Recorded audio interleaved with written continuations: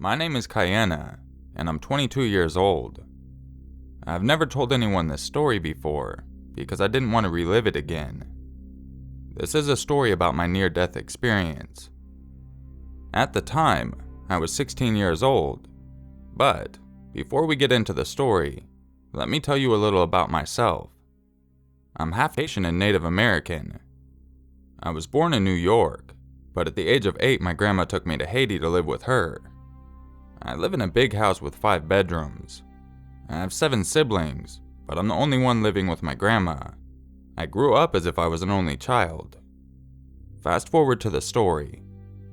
It was a normal day. I just came back from school, and as usual I'd go to my room to play music and dance in the mirror. Just typical teenager stuff. As I was dancing, I saw the mirror shaking a little bit. I thought it was because the music was too loud. That happened to me a lot. I love listening to music really loud, to the point where I can't even hear myself thinking. So I turned it down a little bit. I kept acting silly in the mirror, until I felt the house shake a little. At this point, I'm thinking it's a big truck passing by outside. I was young, and wasn't thinking clearly. So I turned off the music to go downstairs, and as I'm going down the stairs, I started rolling down the steps. The house was shaking really fast now. As soon as I hit the bottom, I started running, while everything in the house was falling to the ground. I finally reached outside, and I couldn't run anymore. It was getting worse. I kept falling repeatedly. I saw my grandma on the floor, and she was trying to get up, but she kept falling also. I started crawling on the floor to help her, but she told me to run and save myself. But I wasn't going to leave her on the floor. So I tried to help her up, but I couldn't. She was really heavy, and I couldn't even keep myself up. So I started yelling for help, and as soon as I looked up, I saw the house next door collapse. That killed me inside. At that moment, I knew it was over. All I was thinking was that it was the end of the world and I was about to die. Suddenly, the house across the street collapsed as well, and I knew I needed to get away from my house before it fell on us. I couldn't see anything. All I could hear was people screaming for their lives. Then it was over. Everything stopped. There was nothing but rubble and dirt. Minutes later, we finally got the strength to get back up. The air was clearing, but we could still hear the screams. I helped my grandma up, and we went outside in the street. My grandpa was out there, with some of the staff who worked with us. I asked what happened, and that's when they told me it was an earthquake. If anybody is curious as to what an earthquake sounds like, it sounds like a tornado followed by a bomb dropping. Then there's a scary noise under the ground. And if you're also curious about what it feels like being in a big boat storm. You can't stand straight up, and you can't run. I know it only lasted for 30 seconds, but for me it felt like forever. I thought it would never stop. The Haiti earthquake was a catastrophic magnitude 7.0 earthquake. A few hours later, everyone was in the street singing gospel songs and praying. I was just about to fall asleep when I heard a bunch of people running towards us. They looked terrified.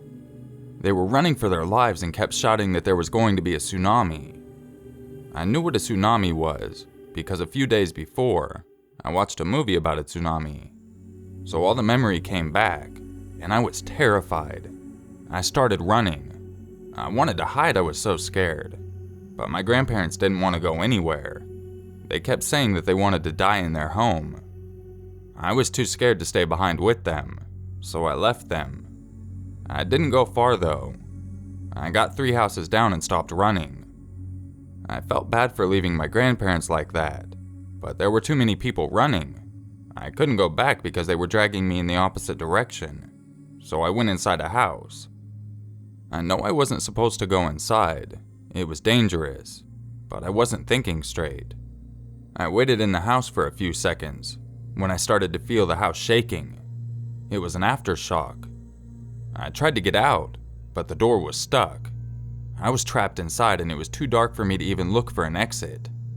The next thing I know, the whole house fell. I wasn't hurt because some of the furniture blocked the ceiling from falling on top of me, but I was stuck under the house. I tried screaming, but no one heard me. I ended up crying myself to sleep. I woke up the next morning hearing people talking, but they couldn't hear me.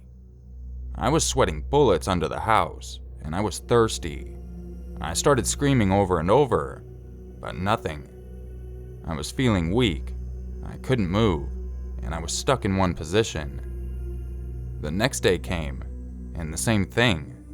I couldn't even scream. I was just praying that someone would find me. I spent 5 days under that house. When they finally dug me up, I was passed out from dehydration. I very easily could have died. I came back to the United States a month later, just after my grandma had passed away from a heart attack. I was traumatized. I couldn't go on the train, in a car, or anything. I was just so scared, and I thought everything was an earthquake.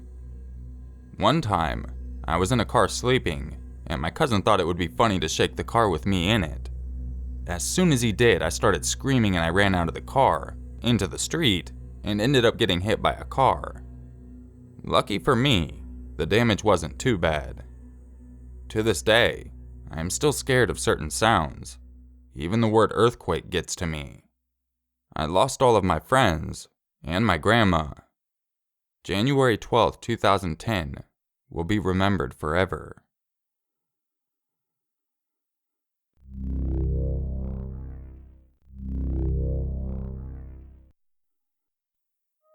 If you enjoyed this video, I would really appreciate if you left a like, subscribed, and shared it with your friends. If you would like a chance to have your story featured in an upcoming video, make sure you check the description for information on how to submit your stories. Now, this video was supposed to be a little bit longer. In fact, I was supposed to put 5 stories in here, but for some reason all the airplanes decided that they needed to fly over for the past couple of days. I have no idea why. So I've been doing what I can to try to get some recording done, but in the meantime getting some stories edited and lined up for the next videos. I'm also trying to find a place that's a little more off the grid and away from a frickin' airport. So for those of you waiting patiently, don't worry, I'll have a long video out, hopefully later tonight, or at least very early in the morning tomorrow, if the planes will stop flying by. It took me almost an hour to record this one story, and I finally just said screw it, I'll do it in another time. I hope you all have a wonderful day, and I'll catch you in the next video. And just remember, it's always scarier if it's true.